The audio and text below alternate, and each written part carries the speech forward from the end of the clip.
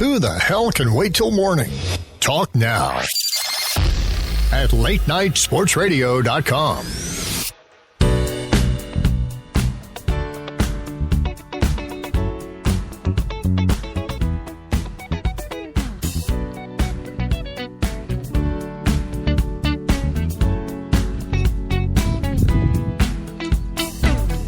That's right. We're up all night to get lucky with our fantasy draft, as you are, and that's why you tune into the Fantasy Greeks NFL Power Hour here on Late Night Sports Radio. I am Keith Grieve from 87sportsfans.com, joined, as always, by Mr. Jim Sarantias, the Fantasy Greek himself from thefantasygreek.com. Jim, how are you today? Keith, I'm doing great. What would I do without you in your song selections? That was just pretty incredible. I try. I strive to get to knock you back a half step.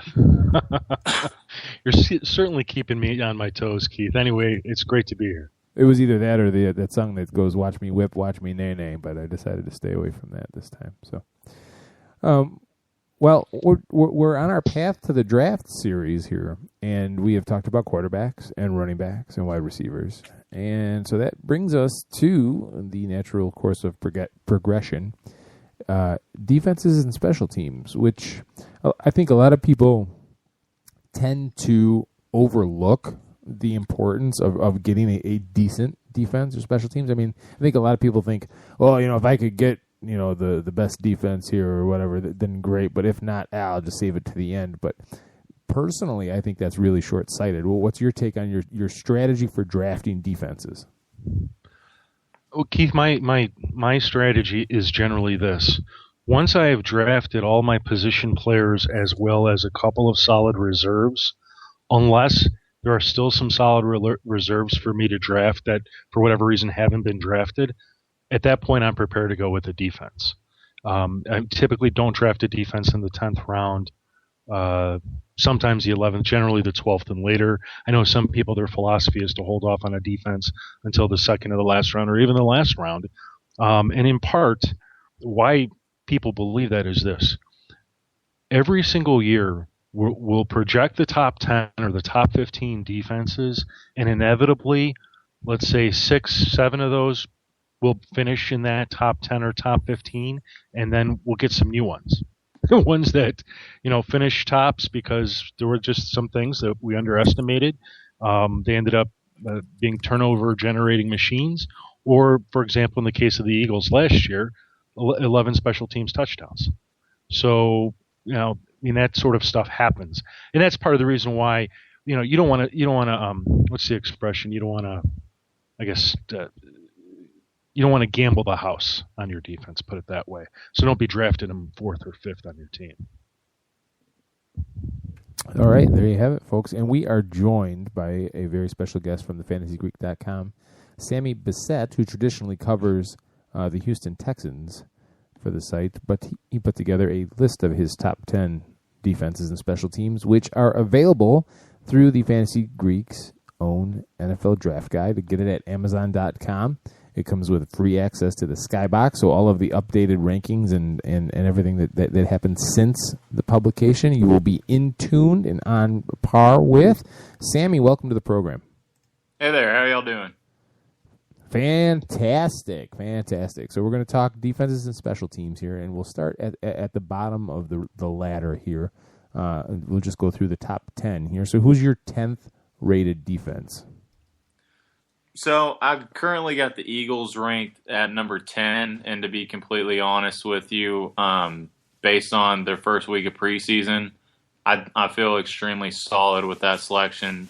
Last year, they surprisingly, like Jim kind of highlighted, you have some of those freak teams that end up number 1 strictly because of turnovers. But for the Eagles, they have so many explosive players on both sides of the ball, and particularly in special teams, that they blew out everybody else by such a wide margin with touchdowns last year. I think that number is going to drop off. But with their initiative to try and continue to take the time of possession battle each week, I think it's going to lend itself to some really good things for their defense. You add a Kiko Alonso to the mix, and I really kind of think that will help give them a little bit more stability in their front seven. And I think that was a pretty solid. I would look at them anywhere from the 8th to 10th ranked of the defense, but just because there's the top heavy parts of the defense and special teams list from the Packers, Seahawks, Patriots, Texans. I mean, there's so many great defenses that the Eagles just barely made it into the top 10 for me. But I really like what the Eagles did in the offseason as far as addressing the secondary. I mean, they were a good defense last year, but if there was a weak spot, it was the secondary, and I thought they pretty much addressed that. Jim, what's your take on it?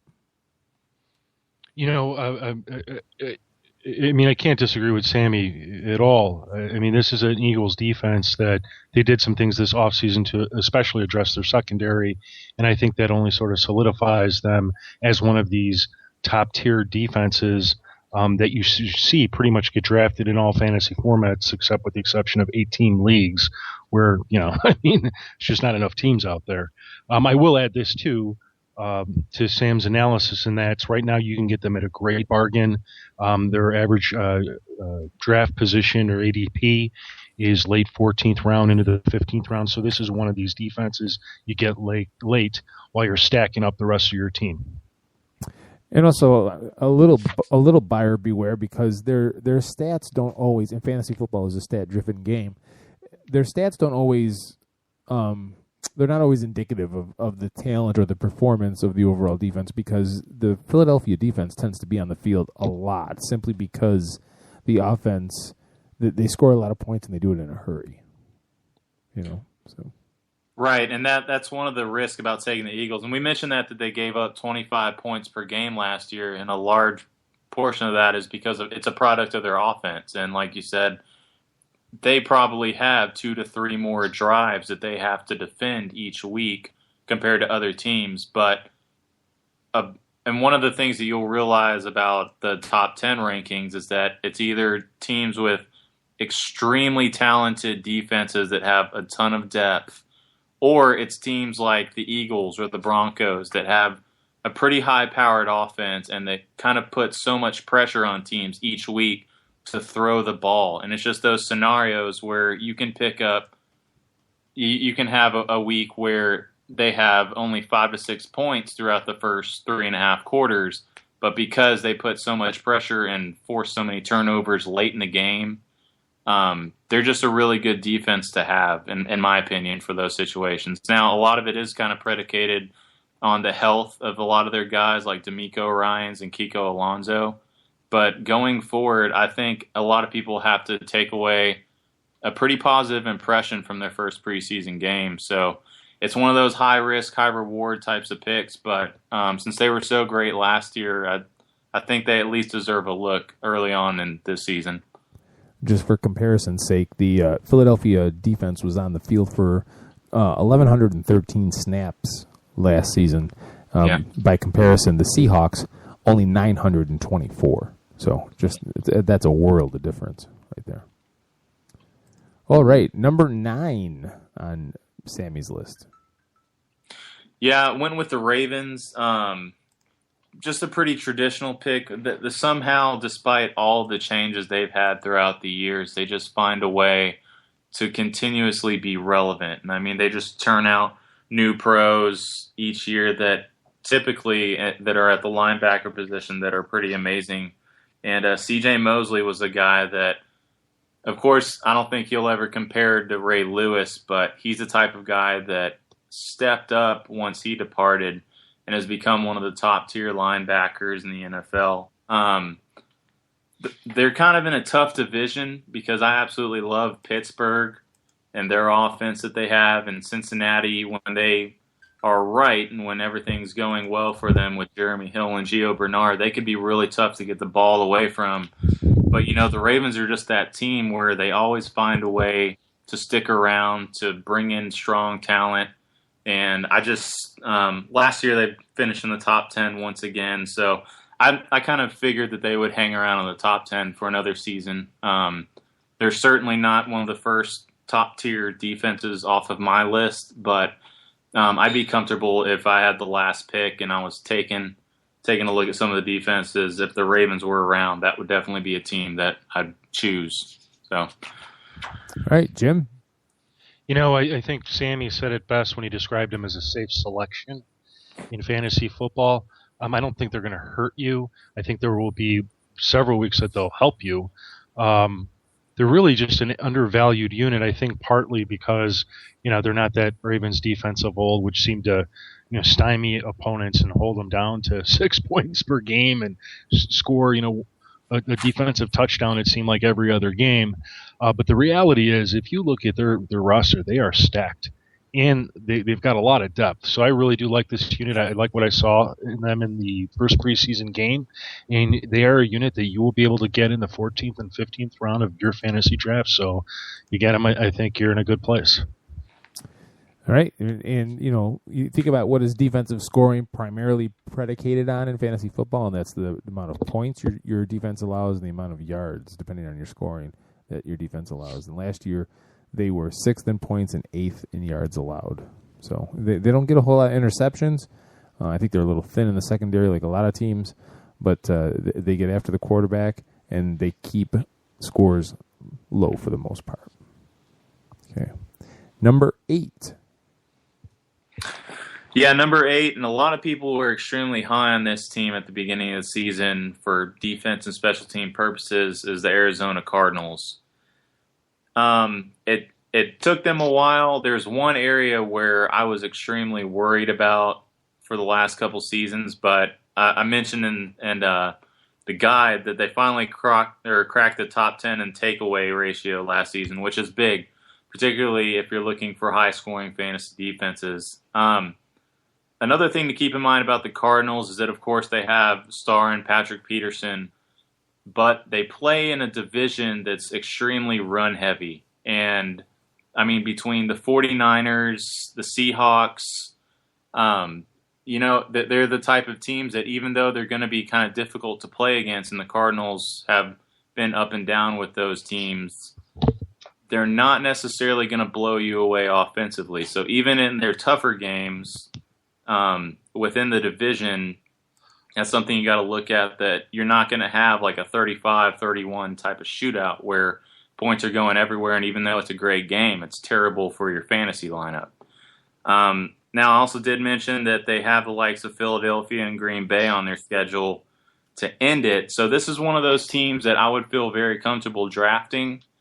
But towards the end of the season, if injuries start to pile up, or if you get to a point where you're deep in the playoffs, and I believe the final bit of their schedule is Philadelphia, Green Bay, and Seattle, which is right around playoff time, that's a team you really need to keep an eye on. And if they have the hot hand, you can risk it, but at the same time, you need to have some other options available.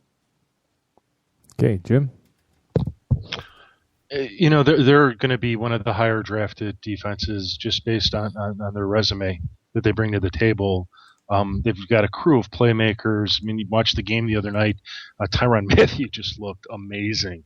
The guy looked like in mid-season form and just formidable. I'm more interested, actually, because I think one of the things that will help them, or was supposed to help them this year, is the return of Carson Palmer and getting an offense on the field that could move the ball and control the clock. But just today we find out Mike Iupati, he's out 6 to 8 weeks with a knee surgery. And I think that's a significant blow to that offensive line. And if they continue to have problems with that offensive line and they can't protect the ball and they can't control the clock, that could be one of the things that certainly puts pressure on the Cardinals and pushes them down as the season progresses. But that remains to be seen, because the one thing we have is time until the regular season for that offensive line to get things and get their house in order. Yeah, with Arizona, they didn't give up a whole lot of points last year, fifth overall, but they give up a ton of yards. They're 24th overall in that, a little bend but don't break kind of style. They have the talent to make a difference in the special teams.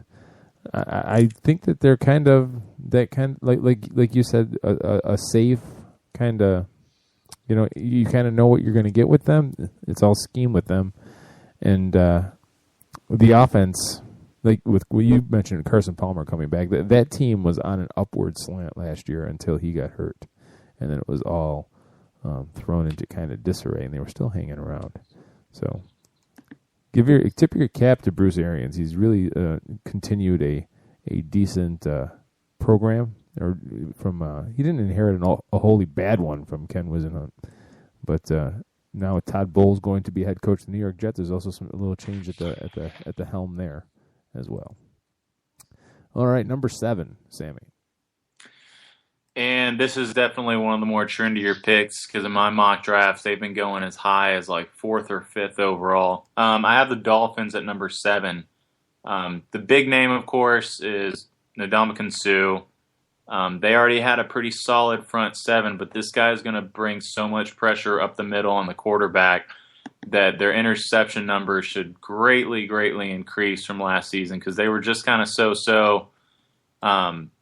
They're a team that some people think are a trendy enough pick to win the division, but the fact is that's going to start with their defense as much as it is because you know what you're getting with Ryan Tannehill. You know you're going to have an okay season, hopefully, with Lamar Miller. That's another guy that I'm not extremely high on, but he's at least proven that he can be a somewhat dependable back. And then the receiving core is built up.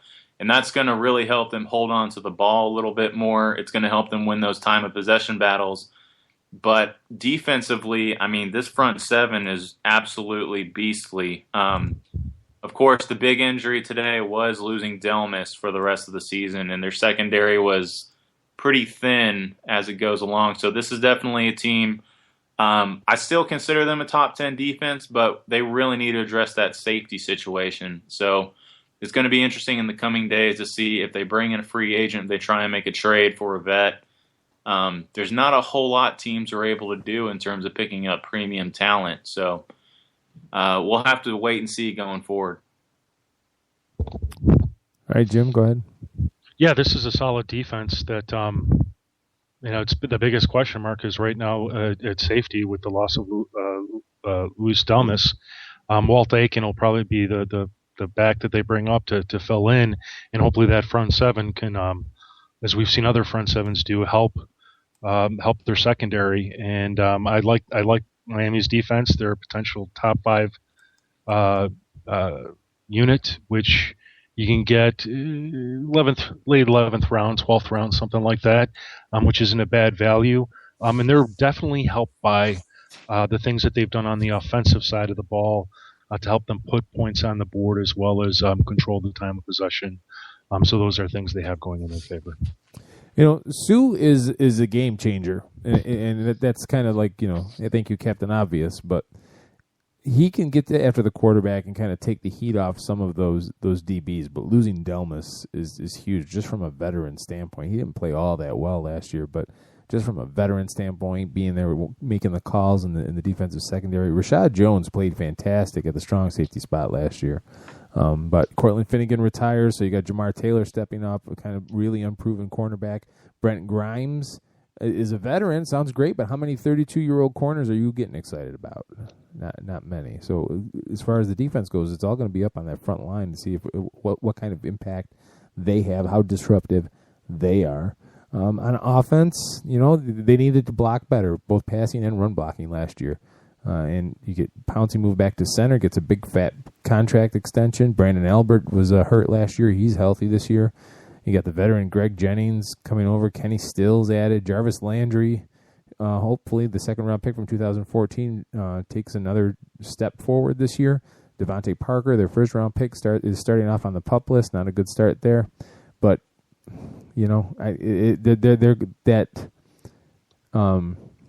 crazy risk from my perspective, because the last few weeks of their schedule, if you look at 2015, their schedule starting with week 13, they face in order. And I lost it. I had it on my screen.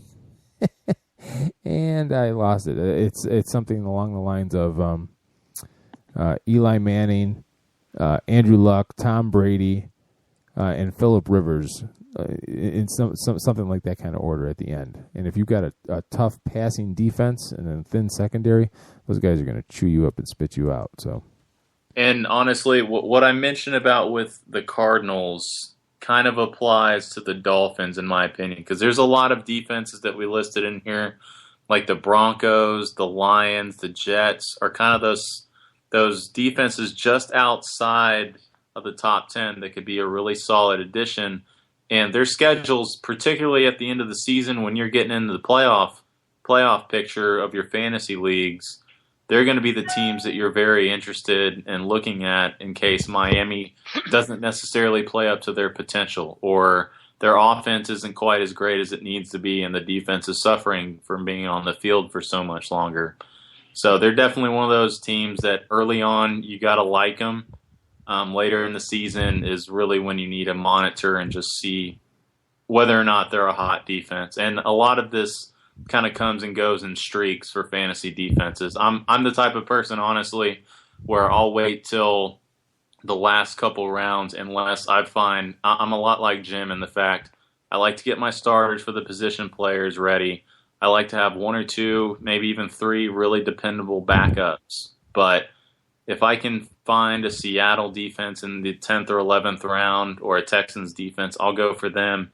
For me, the Dolphins just kind of finish on that. They're just barely in that tier of maybe you wait till the second to last or third to last round of your respective drafts. But still going to be a solid defense, I believe.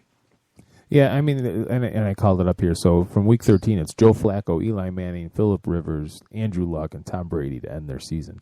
But the first half of that schedule, they start off at Washington, then they go at Jacksonville.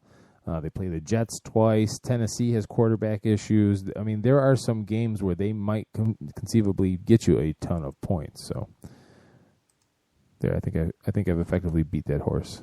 Beat that dead horse. So number 6. Yeah, 6, and these guys were a top 5 defense last year in 98% of the formats.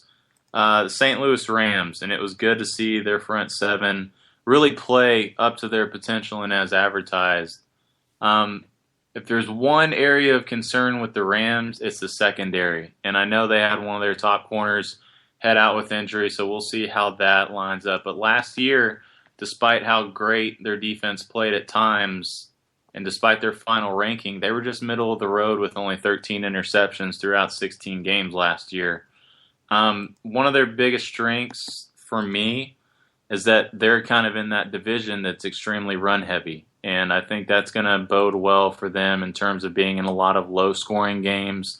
They don't give up a ton of points anyway, but they're one of those teams where you can expect to score kind of your average scores, and on a few weeks you're going to have some really great scores. But they're one of those defenses that's extremely dependable and not going to hurt you. But I mean, and I mentioned this in the article that you have Nick Fairley, Akeem Ayers, and Mark Barron. Granted, they're all top picks that didn't necessarily pan out, but those are guys that are coming off their bench, which it just shows you the wealth of talent that they have. Their defensive line is going to improve. I mean, it's a lot of young guys like Robert Quinn and Aaron Donald that, I mean, all they are is a year older and a year better, and they're not their concerns are so far and few between, except maybe that secondary after the injury. But they're a team that I feel really strong about, that they're going to help a lot more teams and hurt them with their fantasy rosters. Yeah, that front 7 is stacked, and I'd like to think that will make up for any losses that they've had in the secondary, any problems that they've had.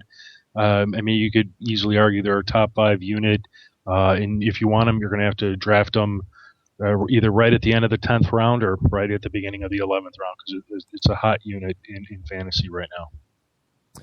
Yeah, I agree. I like the Rams. I really do. Well, and what's great is they suddenly, I mean, look at their offense. Nick Foles, Todd Gurley, notwithstanding, they have Nick Foles, and he seems like he'll be able to run this offense. I mean, they're confident enough to sign him to an extension. And then, eventually Todd Gurley will be hitting the field. They should have one heck of a running offense between him and Trey Mason. Yep. The only scary part about the offense is starting two rookies on the right side of the offensive line. But we'll see what happens there. Yeah, and I just want to say another quick point. We talk about how well Bruce Arians put his imprint on the Cardinals, and I think Jeff Fisher has done a tremendous job with the defense, particularly in St. Louis. But both of those teams still were top 10 defenses, despite one of them walking out Ryan Lindley on a regular basis and the other having to go to Austin Davis for a good portion of their schedule. And these are quarterbacks that I don't think any franchise would consider more than a backup, but they were legitimate, pretty strong NFL teams that were putting out some pretty poor quarterbacks, and yet their defenses were still producing each week. So, like you said, with the Carson Palmer addition, Nick Foles is definitely an upgrade there. I think each of those teams have a shot to at least crack the top 5. All right. All right. We are at the halfway point here, kids. A lot more talk than I think anybody anticipated. So let's take a quick break. And when we come back, catch our breath, and we'll head through the top 5 defenses for you to target in your fantasy football draft. This is the Path to the Draft series, kids, on the Fantasy Greeks NFL Power Hour on Late Night Sports Radio.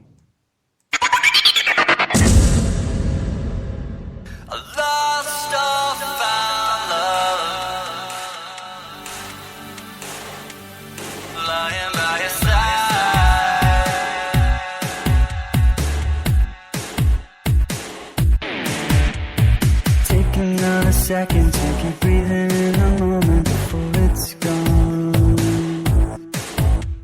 You never know when love is lost until you find just what it costs to be wrong. I wonder if you think of me passing by, you think you see me coming. I wonder if you pull me in, kiss me just one time again.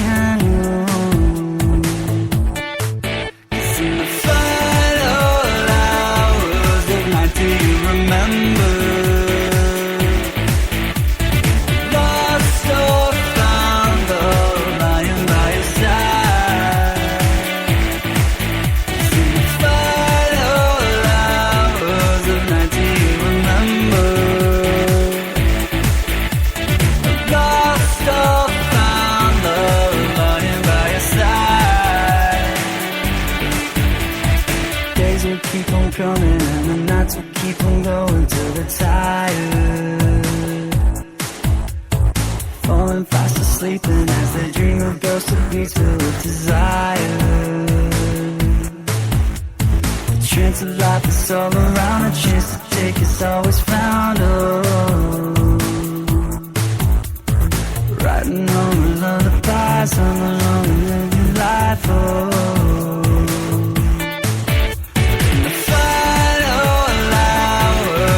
do you remember? Lost or found, love lying by your side. In the final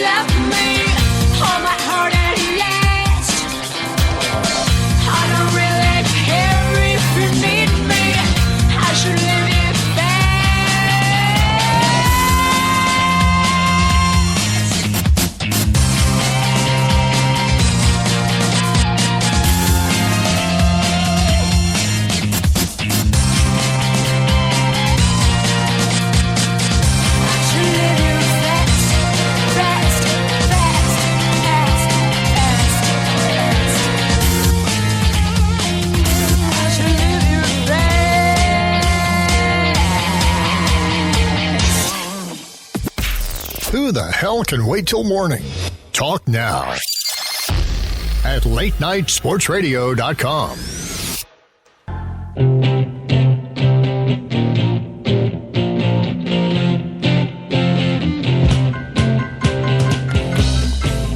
Taking care of business with the Fantasy Greek, Jim Sarantias himself and Sammy Bissett from the FantasyGreek.com, going down the top 10 fantasy football defenses.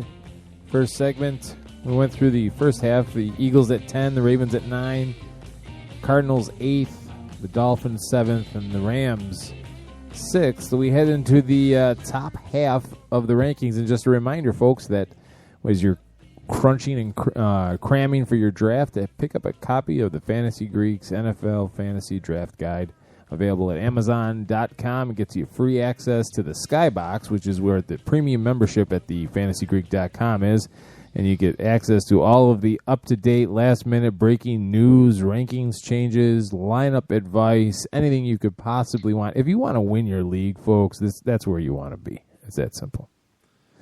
So, I'm sorry, Jim, did you want to say something? I was going to say, Keith, that was really great. Oh, hey, I do it. It was really great.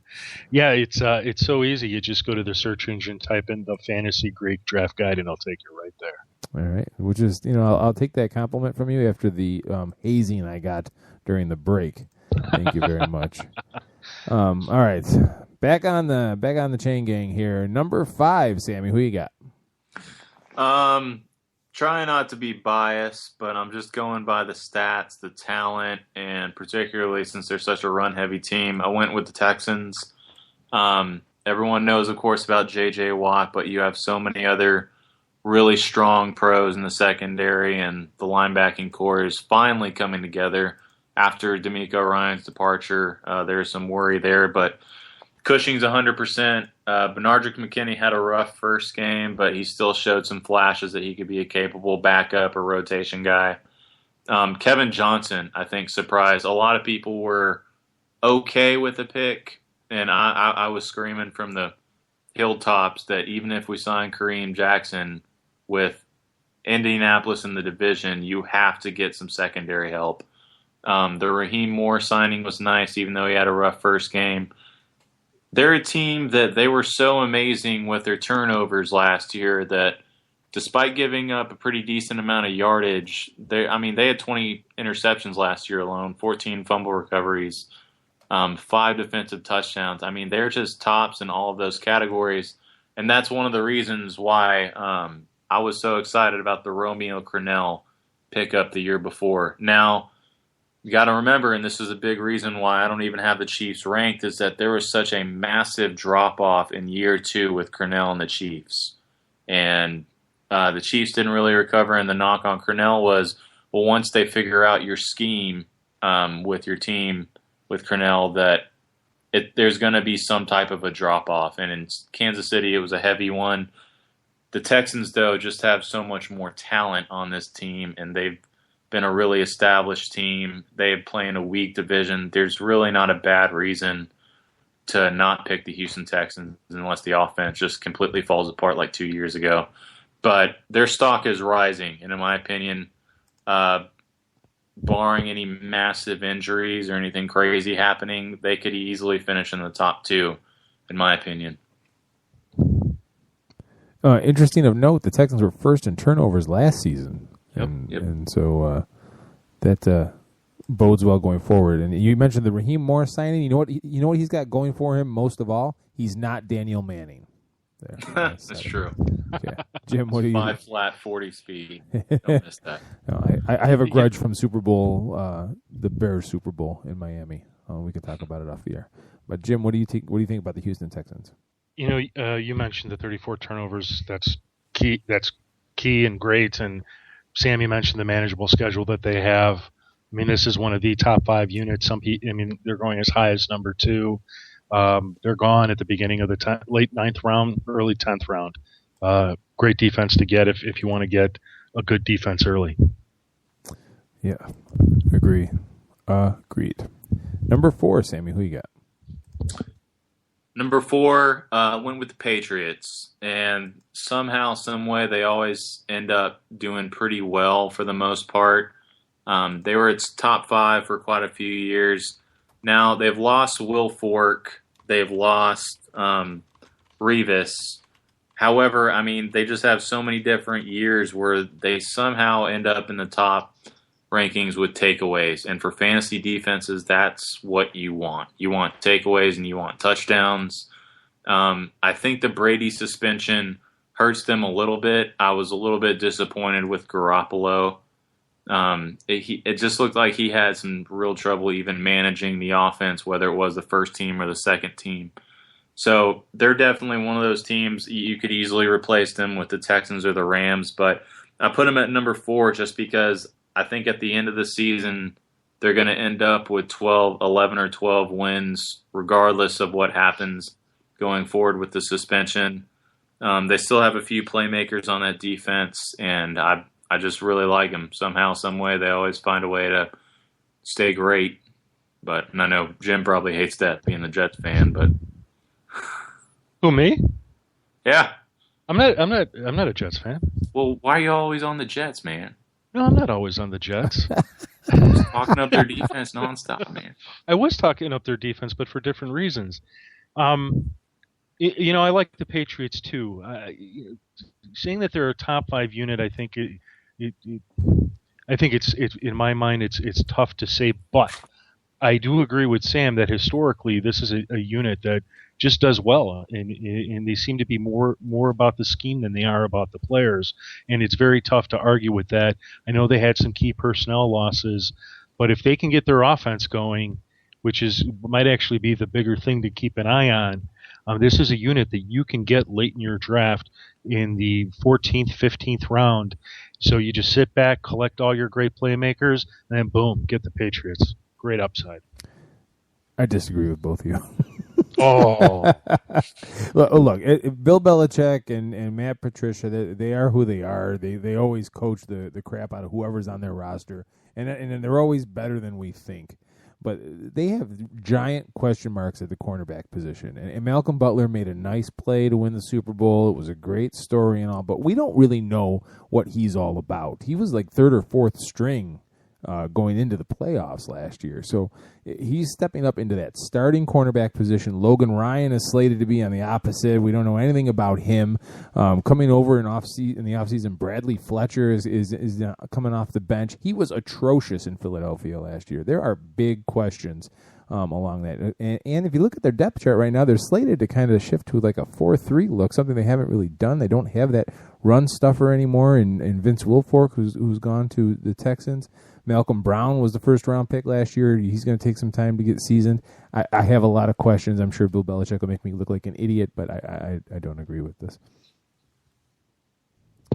And there it is. Sammy? That's okay, man. I mean, there's a lot of people, and I got a little bit of flack for not having the Jets higher.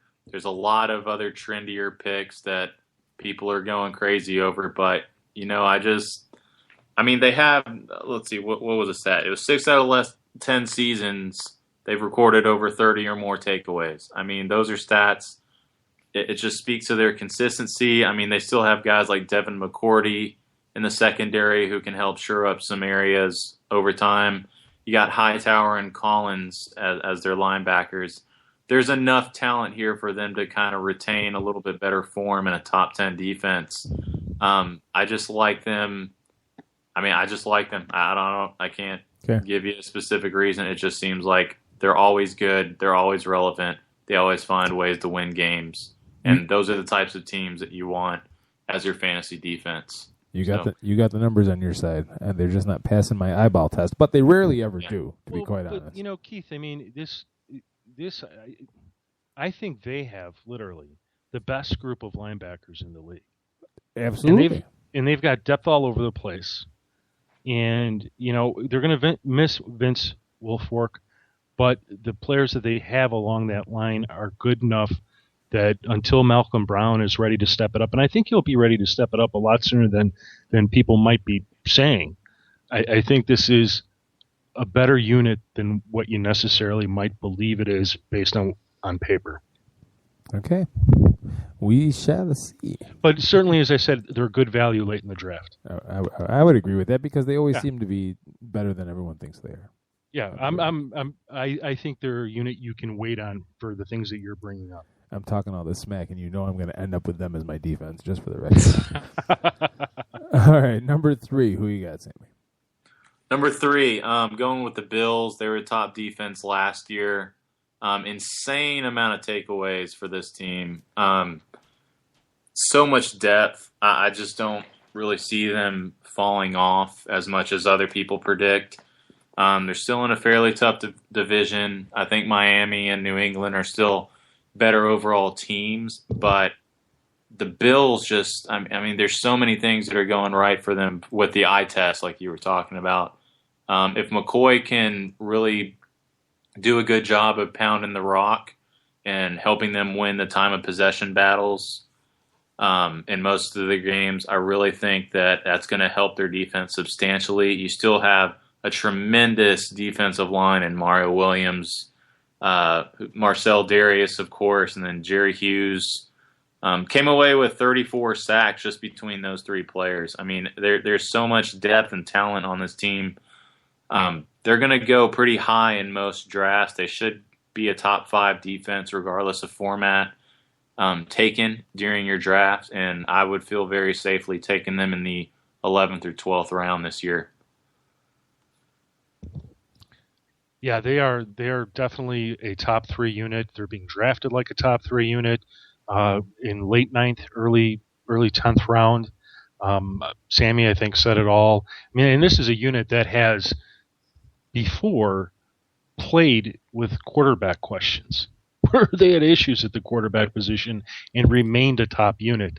So that doesn't scare me off, and I think Matt Castle will likely be a little bit better, or Tyrod Taylor, a little bit better than many of us expect. Yeah, and I think that this is an instance where a crap offense might actually bode well, because if teams are up a lot, they're going to be running the ball, and the Bills can defend the run with the best of them. The only problem is that means they gave up some points and they're behind. So they may give up some points just from being on the field that often, but they'll be controlling the yards pretty well, I would imagine. They were 4th in points allowed last year, 4th in yards allowed last year.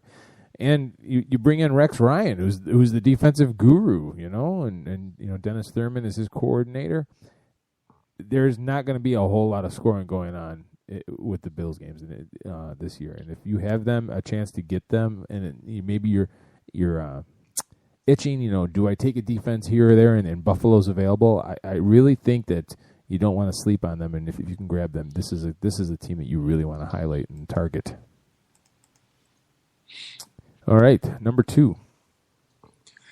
Going with the Seahawks. I know this is number 1 for a lot of people. I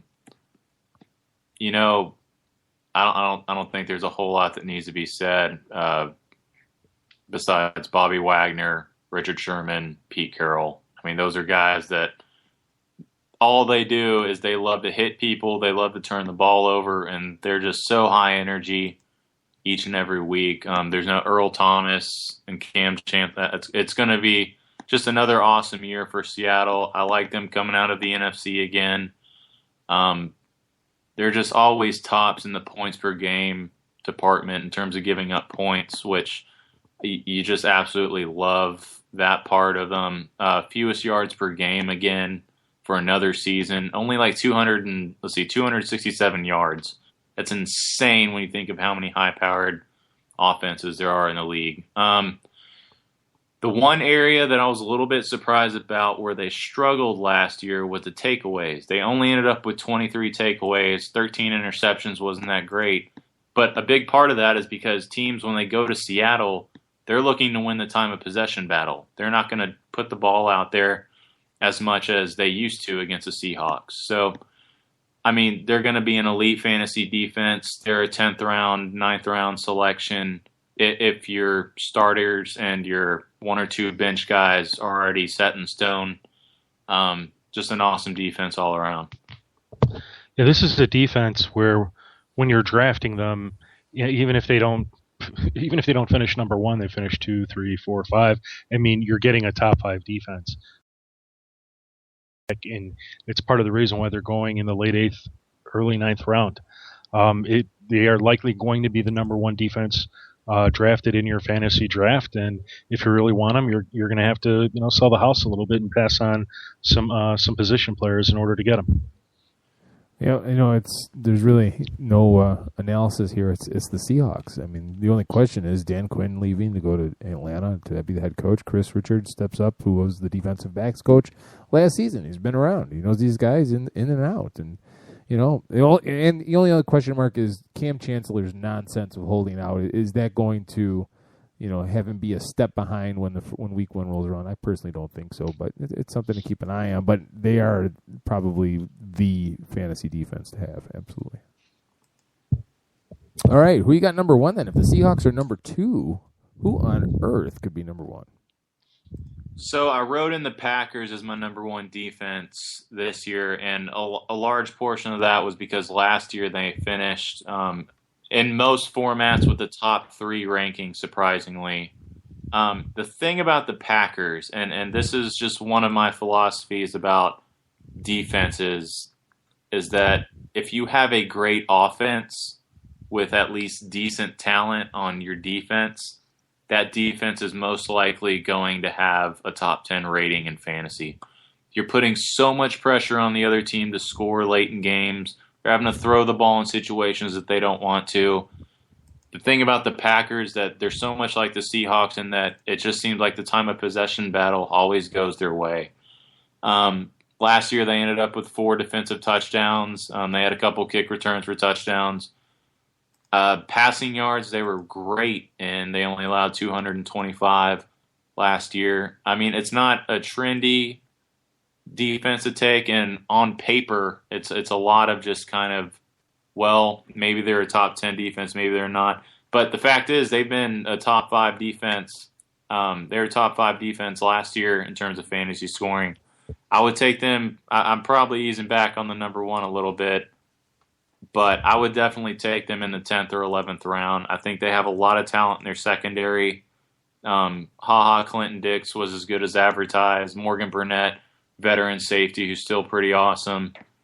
Then you got Julius Peppers doing his thing. I mean, there's just not a ton of holes on this defense, but I think they're going to put so much pressure, just like the Eagles last year, where they're going to score quite a few defensive and special team touchdowns, and their schedule and division really aren't all that amazing. So I think they're a very safe – I think they'll be an elite defense, and I know not a lot of people think that, but I feel really confident that they're going to end up – and they were as good as advertised against the Patriots. Outside of the one Jonas Gray 55-yard run, I mean, they were really, really good against the Super Bowl team from last year. And I know Brady wasn't playing, but I just like them a lot. They got a lot of depth. They got a lot of potential, and I think they'll live up to it this year.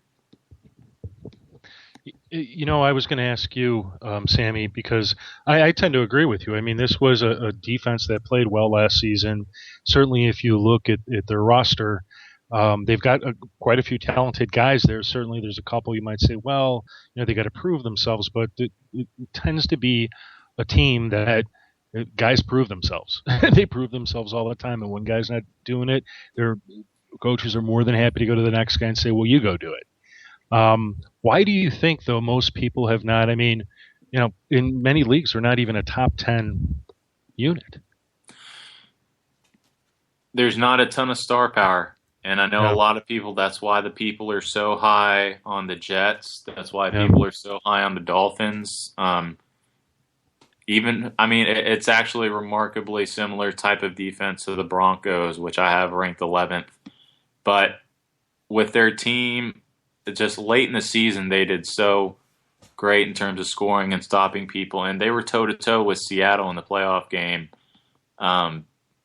I think it's just a defense that everyone continuously underrates, and I just like them to at least finish in the top 5. That's why I had them number one, because I think a lot of people, they just sleep on this defense, and I have no idea why.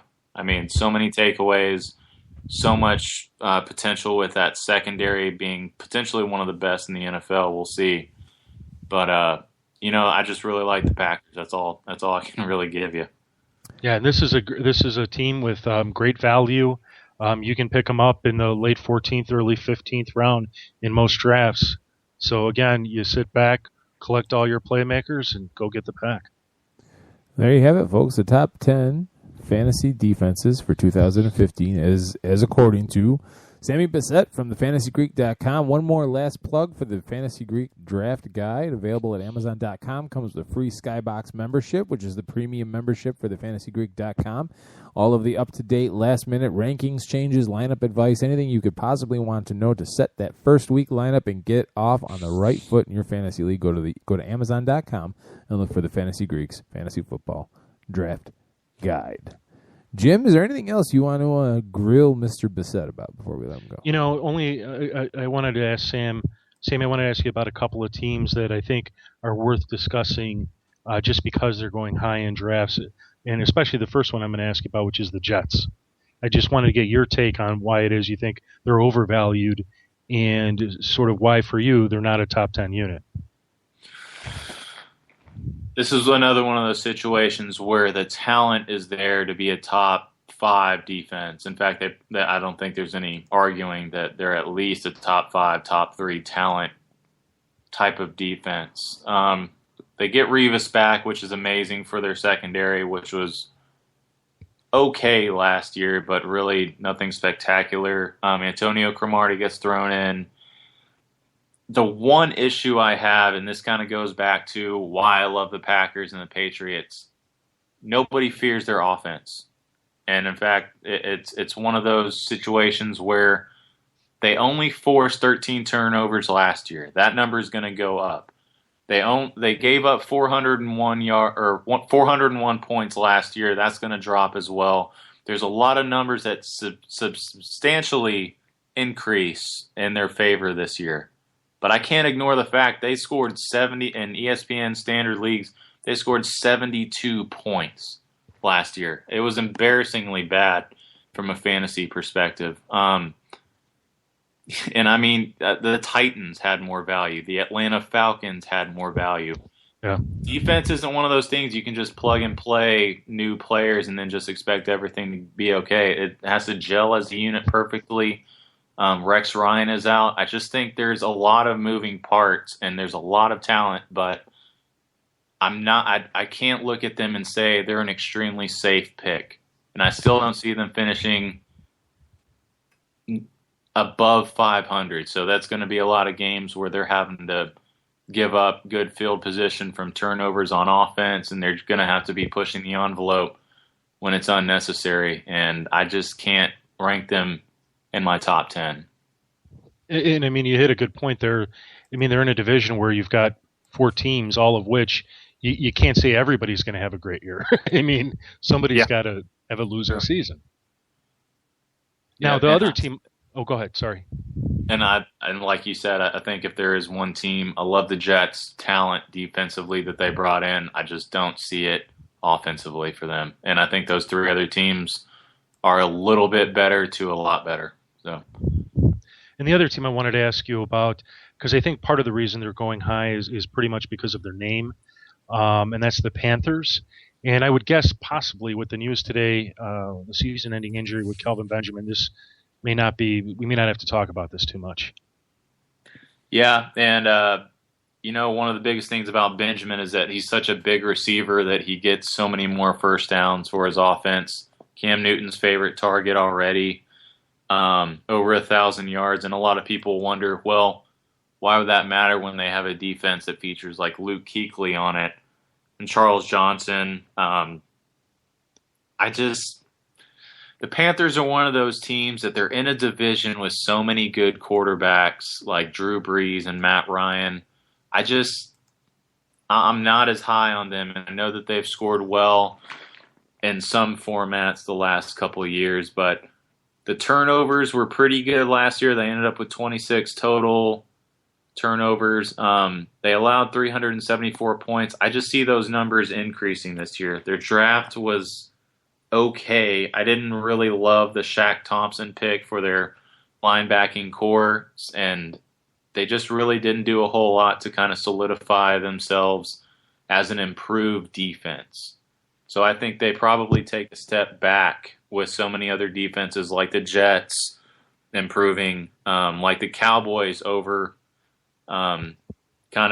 they played a lot better than a lot of people were expecting. And I think those two defenses have kind of passed them in terms of fantasy rankings for this year. And for the listeners out there, the Jets, if you're going to draft them, they've actually gone as high as the 6th round, which is that's a total head scratcher. Yeah. They're generally going late in the 11th and then early in the 12th. And for the Panthers, they're generally going late in the 13th, early in the 14th. So suppose if you get them at that point in the draft and things don't work out well, you should have some other decent defenses on the waiver wire that you could turn to. But Sammy, thanks for explaining that, because it is one of those things, as I had mentioned at the beginning of the show, that not all defenses. I mean, the Texans a couple seasons ago, they're touted as the number 1 defense, and they fell flat on their face.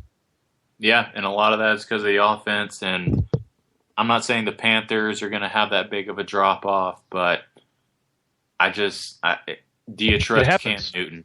Do you trust Cam Newton to run your franchise? It's a iffy proposition. I don't get where the faith in the Panthers is coming on defense. There's a lot of question marks up and down that lineup. I think it's just name. I think people are going, the Panthers. Let's go get the Panthers. And especially now, in part of the Jets, don't forget there's an awful lot of fantasy football players in New York. So it could be the Jets fans watering that down. But the fact that they bring back Revis and Cromartie, I think people are looking for an instant improvement in turnovers there, which may or may not happen. But I'm looking at some of these numbers. The Seahawks were drafted as high as the 4th round. That's just crazy. The Broncos were at some point drafted as high as the 4th, 5th round. That's just silly. Yeah, it is. It is. That is just silly. And would you look at that? We are out of time. Thank you all for joining us this week on another edition of the Fantasy Greeks NFL Power Hour. We are here every Wednesday night at 11 p.m. Eastern Time. For Jim Sarantias from thefantasygreek.com, I'm Keith Greek from 87sportsfans.com, and also Sammy Bissett from thefantasygreek.com. Keep tuned to thefantasygreek.com all year long for your fantasy football news, updates, and lineup advice. And head to Amazon.com and get yourself a copy of the Fantasy Greeks NFL Draft Guide. Have a good week, folks. Turn out the lights, the party's over.